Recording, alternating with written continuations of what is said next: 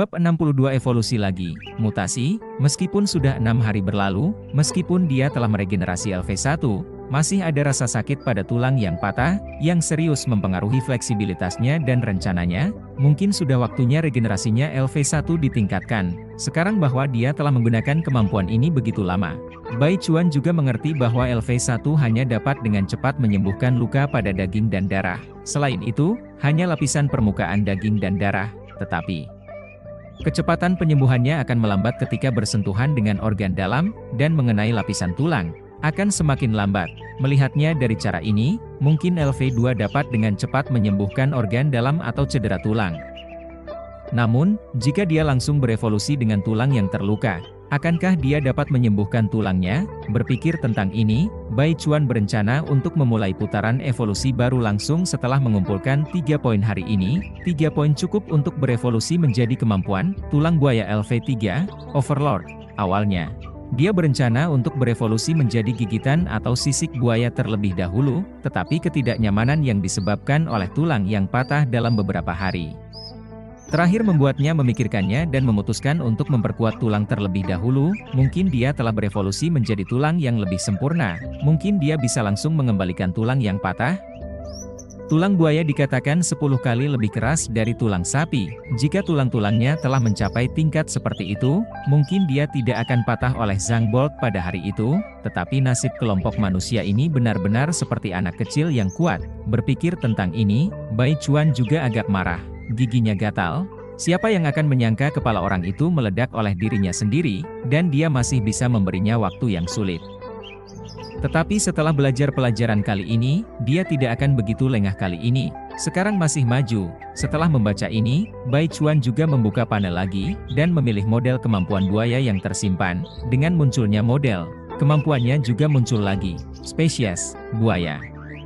Kemampuan, tulang buaya LV3, Overlord, panjang akhir LV2, gigitan LV2, pencernaan LV2, sisik LV2, menyelam LV1, berenang LV1, kekebalan LV1, laten LV1, penyimpanan hemat energi LV1, ekor kuat LV1. Tanpa ragu-ragu, dia langsung memilih kemampuan pertama, tulang buaya LV3, Overlord. Prosedur operasi yang akrab berlalu, dan Bai Chuan kembali terlelap dalam tidur yang dalam. Sekresi lengket yang akrab keluar lagi, perlahan-lahan menutupinya sepenuhnya sampai menghilang, kemudian mulai membentuk telur raksasa. Evolusi dimulai lagi. 4 hari kemudian, pada sore hari, matahari bersinar terang, di dalam gua bawah tanah, terdengar suara klik. Sebuah ular besar dengan tubuh ramping seperti naga keluar dari cangkang keras berbentuk telur raksasa, sisik yang seperti logam dari perenang saling bertumpuk dan saling mencakar, yang dapat didengar dengan jelas di gua bawah tanah yang sunyi ini. Kemudian sepasang cakar tebal yang garang tiba-tiba menekan tanah yang lembut, ini menopang leher ramping. Dan inti ular meludah dan berkedut sedikit. Di dalam gua bawah tanah yang gelap ini, pupil ular yang tajam juga memancarkan cahaya samar. Berapa hari yang sudah berlalu, Bai Chuan melihat gua bawah tanah yang gelap, berbisik pada dirinya sendiri, dan secara refleks membuka panel untuk memeriksa perjalanan kehidupan. Segera, dia menemukan bahwa dia telah kehilangan 5 hari hidupnya, artinya, sudah 5 hari berlalu, jadi tampaknya kemampuan LV3 yang melibatkan perubahan seluruh tubuh dalam skala besar memerlukan 5 hari. Bai Chuan menyimpulkan dalam hatinya dengan diam, kemudian dia melihat ekor yang terluka parah sebelum evolusi. Saat ini, sisiknya di sana benar-benar baru, tanpa kerusakan sama sekali, dan mereka tidak lagi terdeformasi seperti sebelumnya, dan yang paling penting adalah bahwa dia tidak bisa merasakan rasa sakit apapun di sana sekarang, seolah rasa sakit parah dari patah tulang 5 hari yang lalu seperti gelembung mimpi. Semuanya ilusif. Dia tersenyum melihat ini. Tampaknya dia telah menemukan cara baru untuk menggunakan panel di masa depan, jika dia menderita cedera serius dan serius. Sudah mencapai titik di mana dia tidak dapat pulih dengan sendirinya. Kemudian, apakah dia tidak bisa menggunakan evolusi ini untuk sepenuhnya pulih dari cederanya? Yah, metode ini sementara disimpan, dan Anda bisa mencobanya beberapa kali lagi saat ada kesempatan. Jika memang benar, maka dia mungkin perlu menyimpan beberapa poin untuk menyelamatkan nyawa setiap saat di masa depan. Setelah diam-diam mengingat pemikiran ini, Bai Chuan meninggalkan gua. Setelah keluar dari gua, Bai Chuan segera memperhatikan perubahan di tubuhnya begitu dia merayap dengan cepat. Dia sepertinya telah mendapatkan banyak berat badan. Dan dia telah tumbuh lebih lebar di seluruh tubuhnya, dan punggungnya sedikit membungkuk, tampaknya tulang punggung yang paling penting telah menjadi lebih keras dan lebih fleksibel. Selain itu, otot seluruh tubuh sepertinya jauh lebih padat. Dia menghentikan tubuh ular yang merayap, memalingkan kepalanya untuk melihat tanda berbaring di tanah, dan pada saat ini ada tanda berbaring yang sangat halus, yang jauh lebih terselubung daripada yang dia kembangkan. Berdasarkan pada ini, permukaan kontak di bagian bawah tubuh telah menjadi lebih besar, sehingga tanda berbaring yang ditekan oleh berat sendiri menjadi kurang jelas. Tentu saja, ini adalah perubahan kecil, dan perasaan terbesarnya adalah, ekor tiba-tiba menjadi lebih fleksibel. Bai Chuan melihat ekor yang ditarik ke depan matanya, ujung ekor dengan lembut berayun seperti tali hidup. Ini adalah fenomena yang sangat abnormal. Anda harus tahu bahwa dia adalah seekor ular. Ular memiliki ekor yang sangat fleksibel. Kecuali beberapa ular seperti ular berderak, tidak banyak sama sekali. Sebagian besar ekor mereka digunakan untuk menjaga keseimbangan tubuh dan mengirimkan informasi. Dalam hal ini, bahkan rajanya, yang telah berevolusi berkali-kali, juga tidak terkecuali, tetapi sekarang ekornya secara tidak masuk akal menjadi sangat fleksibel.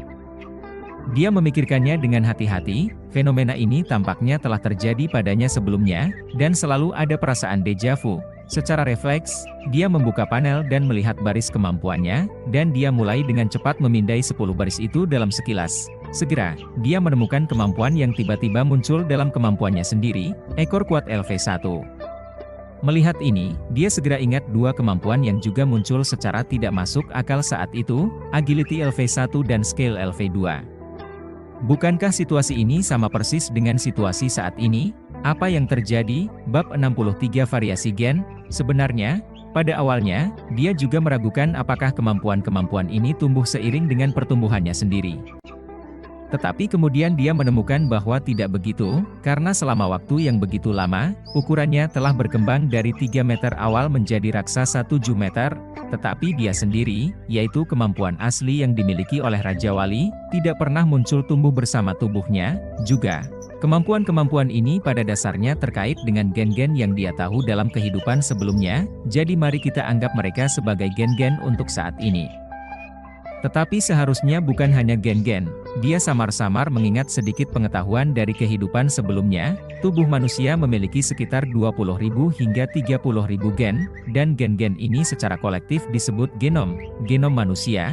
Jika kemampuan-kemampuan ini benar-benar semua gen-gen, maka template kemampuan manusia asli tidak hanya akan memiliki beberapa kemampuan, tetapi puluhan ribu. Tetapi layak ditegaskan bahwa seharusnya lebih atau kurang terkait dengan gen-gen, jadi di sini Bai Chuan menganggapnya sebagai gen-gen. Apakah gen-gen makhluk ini dapat tumbuh seiring dengan pertumbuhan tuan rumah? Bai Chuan hanya memikirkannya sebentar, dan kemudian tegas menolaknya. Bagaimana bisa begitu? Ini mewakili bagaimana kemampuan gen dapat tumbuh dan berubah begitu sederhana. Jika ada peningkatan, maka hanya ada satu kasus, itu adalah, dalam gen-gen di dalam tubuhnya, informasi yang disimpan memiliki struktur ekspresi yang lebih baik. Hanya dengan cara ini pertumbuhan kemampuan dapat terjadi.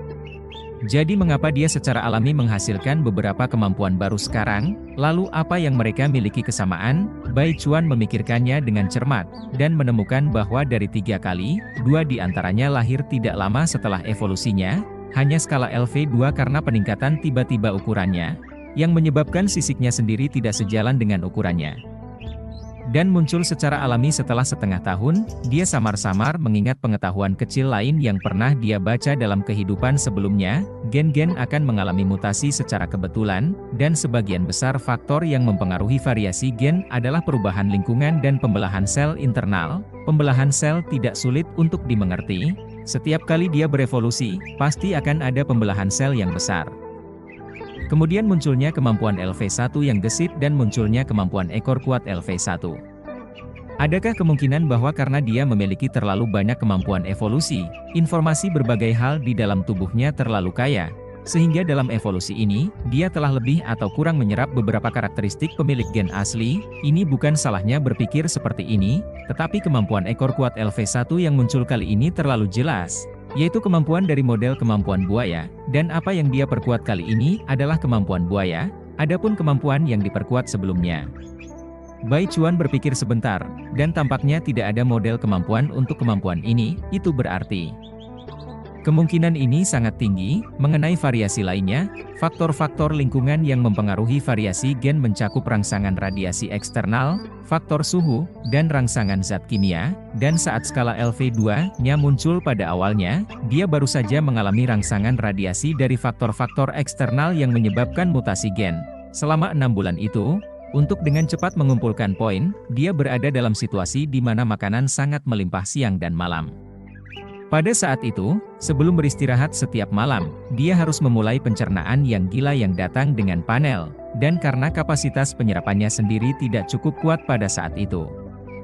Sebenarnya, meskipun beberapa energi itu diserap oleh panel dan diubah menjadi poin, masih ada sebagian besar yang lolos dari tubuhnya secara terus-menerus. Energi yang tidak henti-hentinya berkurang ini justru melahirkan skala LV2-nya, memberikan rangsangan lingkungan berenergi tinggi. Memikirkannya dengan cara ini, Bai Chuan merasa semakin mungkin. Apakah itu benar atau tidak, dia akan tahu saat dia memiliki kesempatan untuk mengujinya nanti, paling tidak sekarang ada arah. Sekarang bahwa salah satu keraguan asli telah terselesaikan sejauh ini, bahkan Bai Chuan merasa segar. Dia dengan lembut menggoyangkan ujung ekor yang berdiri di depan matanya. Saat itu juga dia melihat pohon besar tidak jauh dari sana. Sebuah gagasan tiba-tiba muncul di pikirannya. Snap, dengan desisan angin, bayangan hitam berbentuk cambuk melintas dan membanting pada batang pohon, menyebabkan pohon yang gemetar berderit dan menjatuhkan cabang dan daun tanpa henti. Pada saat yang sama, bekas hantaman ringan muncul di batang pohon. Melihat ini, tentu saja Bai Chuan sangat tidak puas. Kekuatan ini masih terlalu lemah, tampaknya dia masih terlalu berlebihan. Hanya kemampuan ekor kuat LV1 saja bisa membuat ekornya fleksibel dengan tubuh ular yang begitu besar. Yang sebenarnya cukup luar biasa, tetapi jika dia ingin menggunakannya sebagai metode serangan hari ini, itu masih jauh dari cukup. Belum lagi kecepatannya terlalu lambat, kekuatan pukulan saja mungkin tidak akan melukai target, jadi hanya bisa dikatakan bisa digunakan dengan susah payah. Bai Chuan mengangguk dengan penyesalan. Untungnya, ini sia-sia, jadi dia tidak kecewa. Setelah menguji tubuh yang baru ini, dia langsung pergi ke hutan. Saat dia merayap meter demi meter, tubuhnya perlahan-lahan menghilang dari udara lagi, dan dibandingkan dengan masa lalu di mana ada jejak yang jelas, ketidakterlihatannya sekarang lebih halus. Sekarang cedera yang dia alami sedang pulih. Dia takut dia akan makan sampai kenyang. Jika tidak, dia akan menyesal selama masa sulitnya selama ini. Setelah makan dan minum cukup, Bai Chuan tidak kembali ke gua, dan langsung terjun ke sungai dan pergi menjauh sepanjang arah aliran air. Dia telah menunda cukup lama karena berbagai faktor. Sekarang, saatnya baginya untuk pergi sepanjang jalan sungai. Hanya 6 hari yang telah berlalu, dan Bai Chuan tidak lagi tahu di mana dia telah melayang. Tetapi dia memiliki perasaan bahwa dia sedang pergi ke arah yang salah. Karena, apa yang menarik perhatiannya bukan lagi sungai yang dalam dan tak terbatas di mana dia bisa sepenuhnya menyembunyikan dirinya, tetapi rawa hutan yang lebat tanpa ujung yang terlihat, lingkungan yang redup seperti kabut tebal yang tidak akan pernah hilang. Ditambah dengan pohon-pohon tinggi dan menjulang, langit tidak bisa terlihat dengan sekilas, tanahnya basah dan berlumpur, dengan kadang-kadang genangan air, berbagai racun serangga berlalu. Jelas, ini adalah rawa hutan yang gelap dan berlumpur. Sungai tempat dia berada melewati hutan lebat ini. Meskipun air begitu dangkal sehingga hampir tidak bisa menyembunyikan tubuh ular besar itu di beberapa tempat, tetap saja jalur sungai masih ada. Pada saat ini, makhluk buasnya seperti ular dan naga berada di persimpangan kedua, berdiri di sana diam-diam menyaksikan. Sesaat, dia tidak tahu apa yang harus dikatakan, jadi dia hanya bisa diam-diam mengangkat kepala dan melihat langit tanpa bicara. Mungkin dia juga perlu mengembangkan kemampuan untuk membedakan tempat yang jauh, seperti pemahaman medan magnet. Sayangnya, dia hanya tahu tentang hiu dan burung merpati, tetapi dia belum pernah bertemu burung merpati. Bagaimana dengan hiu? Itu ada di laut. Pertemuan ini tiba-tiba mengingatkan Bai Chuan tentang lelucon dalam kehidupannya sebelumnya. Jika lelucon ini diletakkan di sini, maka akan seperti, saya perlu pergi ke laut, tetapi saya tidak tahu jalannya, lalu pergilah mendapatkan kemampuan hiu. Tetapi hiu ada di laut, dan saya tidak tahu cara ke sana. Lalu dapatkan hiu, bab 64 kemungkinan terbang, dengan mendesah tanpa kata, Bai Chuan melihat langit hari ini, dan hampir senja. Dan dia juga melakukan perjalanan sepanjang hari, tampaknya dia hanya bisa tinggal semalam sebelum membuat rencana. Namun, dia mungkin bisa mendapatkan beberapa racun karakteristik lokal, hanya butuh beberapa menit baginya untuk melihat sekeliling, dan sudah ada beberapa makhluk beracun yang merayap di depannya, berpikir diam-diam, berbicara tentang ini, dia telah berada di dunia ini begitu lama, kecuali pada awalnya mengandalkan racunnya sendiri, dia sepertinya jarang menggunakan racunnya, tentu saja, ini lebih atau kurang terkait dengan racunnya saat ini tidak sejalan dengan kecepatan. Pemangsaannya, benar bahwa racun King Eye sangat kuat, dan jumlahnya masih besar. Di dunia ini tanpa perawatan medis modern, hampir tidak ada orang biasa dan hewan yang terhindar. Namun, musuh yang dia hadapi tidak biasa, dan dia tidak bisa menunggu racun berpengaruh, atau dia tidak berani menyerang dengan mulutnya, karena dibandingkan dengan manfaat Venom, titik vital menjaga kepala masih lebih penting. Meskipun ada kemampuan regeneratif, dia tidak berani berjudi dengan kepalanya. Jangan takut 10.000, hanya untuk berjaga-jaga. Bagaimana jika seseorang mengalahkanmu menjadi bodoh pingsan? Selain berkelahi, saat berburu mangsa, dia punya waktu untuk menunggu racun bekerja, jadi lebih baik dia naik dan mengayunkan cakarnya lebih cepat. Tapi sekarang dia mungkin bisa meningkatkan kekuatan racun dari sini, Bai Chuan berpikir diam-diam sambil melihat tanah yang basah. Pada malam hari, setelah dengan tergesa-gesa mengubah kepala kembali ke sungai air dalam untuk makan beberapa ikan, Bai Chuan masuk lagi ke hutan rawa ini. Sekarang bahwa dia telah melayang begitu jauh, agak tidak realistis untuk kembali, jadi dia hanya bisa melanjutkan. Dan alasan mengapa dia kembali ke mangsa adalah karena sudah gelap sekarang, dan dia masih belum tahu apa situasi di tempat ini, dan di mana dia bisa mendapatkan makanan yang cukup. Mencarinya dalam gelap membutuhkan waktu dan usaha. Lebih baik kembali ke lingkungan lama yang sudah dikenal dan makan sampai kenyang. Tentu saja, ini hanya salah satu alasan. Alasan paling penting adalah karena sungai di depannya penuh dengan buaya. Ya, sungai yang dangkal penuh dengan buaya. Tidak apa-apa jika hanya ada 1 atau 2 buaya, tetapi ada banyak dari mereka pada pandangan pertama. Bahkan jika dia sekarang cukup kuat untuk dengan mudah membunuh buaya, dia masih tidak berani menghadapi begitu banyak pada saat yang bersamaan. Dalam kasus ini, dia memikirkannya, dan lebih baik menjadi lebih jujur, tidak perlu memulai konflik. Sekarang bahwa dia sudah kenyang, dia harus mencari tempat untuk istirahat. Bai Chuan melihat sekeliling dan menemukan bahwa di hutan yang lebat dan rawa ini, pohon-pohon lebih aman dan lingkungan lebih kering. Untuk kenyamanan Anda sendiri, jangan tinggal di tanah. Setelah memutuskan, dia bergerak sedikit menjauh dari sungai, naik ke pohon yang relatif tebal. Dan kemudian dengan gesit menggulung dan menggantung di pohon dengan tubuh ular, dan perlahan-lahan menghilang menjadi udara yang tak terlihat. Di masa depan, dia mungkin akan maju dari daratan. Dia akan memasuki sungai ini sebanyak mungkin, agar tidak menyebabkan banyak buaya mengepungnya. Tidak mungkin, seekor ular tunggal tidak bisa melawan sekelompok buaya. Tengah malam, bulan terang tergantung tinggi, memancarkan fragmen cahaya bulan ke hutan rawa yang gelap ini. Tiba-tiba, suara "Soug" membangunkan Bai Chuan. Secara naluriah, dia langsung membungkuk separuh bagian depan tubuhnya untuk bersiap-siap melakukan serangan, lalu melihat ke arah lain. Tak disangka, hanya beberapa buaya yang lewat. Baru saja Bai Chuan ingin menghela nafas lega, tiba-tiba dia kaget. Tunggu, buaya terbang. Apakah ini yang dapat dilakukan oleh buaya? Pada saat ini, pikiran kantuk Bai Chuan tiba-tiba bangkit. Pasangan mata Raja Wali di kepala ularnya mulai terus-menerus menyesuaikan panjang fokus dan fokus saat merasakan sinyal dari tuan rumah. Dengan bantuan cahaya bulan remang-remang di malam hari, Bai Chuan bisa melihat dengan jelas wajah sebenarnya dari benda-benda yang lewat di kejauhan dalam sekejap. Berdiri dengan 2 kaki, benda-benda besar yang aneh terikat di kaki, dan bagian depan dan belakang tubuhnya ditutupi dengan zirah keras berwarna hijau gelap seperti buaya. Itu bergerak dengan cepat melintasi rawa. Dalam sekejap, Bai Chuan mengerti apa ini, manusia. Setelah memahaminya, reaksi kedua Bai Chuan adalah, apakah mungkin mereka datang untuk mengejarku? Mungkin dia sudah dilacak oleh kelompok manusia ini? Tidak, seharusnya tidak. Bai Chuan membantah gagasan ini begitu muncul.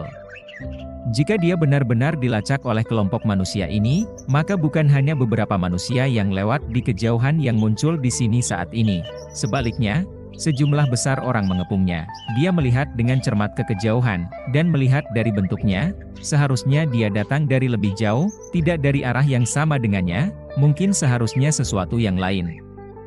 Bagaimanapun juga, ketika ulat sutra es diambil, dia tidak pernah menunjukkan wajah aslinya sepanjang proses itu. Dan satu-satunya orang yang melihatnya kemudian. Zhang Doudao juga dibunuhnya, dan Zhang Bolt tidak memiliki latar belakang, tidak ada yang akan membantunya mencari pembalasan. Selain itu, jika Anda ingin membalas dendam, Anda harus menemukannya, tetapi tidak cukup waktu. Lalu apa situasi yang spesifik? Bisakah itu sudah manusia di dunia ini begitu kuat? Begitu kuat sehingga bahkan tempat yang sulit dijangkau dan tidak berpenghuni seperti rawa ini penuh dengan orang, bagaimana bisa bertemu manusia di mana-mana? Bai Chuan merasa tanpa kata sejenak. Dia menyadari bahwa dia tidak bisa hanya melarikan diri. Jika dia tidak mencari tahu apa yang terjadi, dia khawatir akan tetap bertemu manusia saat dia berlari ke laut. Berpikir tentang ini, dia langsung turun dari pohon dan menuju jejak manusia yang sedikit. Sepanjang jalan, dia dengan hati-hati mengikuti jejak yang ditinggalkan oleh beberapa manusia dan perlahan-lahan maju. Untungnya, sebagai ular, dia memiliki indera penciuman yang sangat sensitif, dan dia telah berevolusi berkali-kali. Sekarang, selama dia mengingat bau itu, dia bisa dengan mudah melacak target dalam jarak beberapa kilometer. Dalam keadaan seperti itu, akhirnya dia tiba di sebuah lembah yang dalam di tengah hutan lebat saat fajar. Dinding batu di sini menjulang tinggi, membentuk corong, dan hanya sisi depan memiliki pintu masuk dan keluar. Pohon-pohon di dinding batu lebat, dan berbagai jenis pohon tua saling mengikat, membuat bagian atasnya sangat curam. Tidak seperti manusia dapat memanjat di lembah. Berbagai rumah pohon dan bangunan gantung di udara seperti pohon-pohon buah yang penuh buah. Di bagian bawah, dekat dengan kelompok bangunan terbesar, ada kolam dalam yang besar. Air di kolam terlihat dalam dan dingin dari kejauhan. Situasi ini, pemandangan ini, pada pandangan pertama, orang tidak bisa tidak menghela nafas. Betapa tanah harta yang mudah untuk dipertahankan tetapi sulit untuk diserang. Melihat ini, Bai Chuan akhirnya mengerti mengapa dia bertemu manusia. Ternyata dia tersandung dan mendekati pemukiman manusia lagi. Saat Bai Chuan melihat dengan cermat, sekelompok orang datang dari bawah jauh dengan barang bawaan yang membengkak di punggung mereka. Tidak lama setelah kelompok orang ini muncul, burung besar aneh. Tidak, itu bukan burung besar. Dan Bai Chuan dengan pandangan tajam langsung melihat dengan jelas apa yang terbang di atasnya. Itu manusia. Manusia yang seukuran anak manusia, atau kurcaci akan lebih baik, karena meskipun tubuhnya seperti anak manusia, penampilannya sangat matang. Sepasang sayap kelelawar seperti kelelawar membentang dari lengan. Sayap kelelawar sangat lebar, dan mereka terhubung ke pinggangnya dan perlahan tenggelam ke pahanya. Di bawah,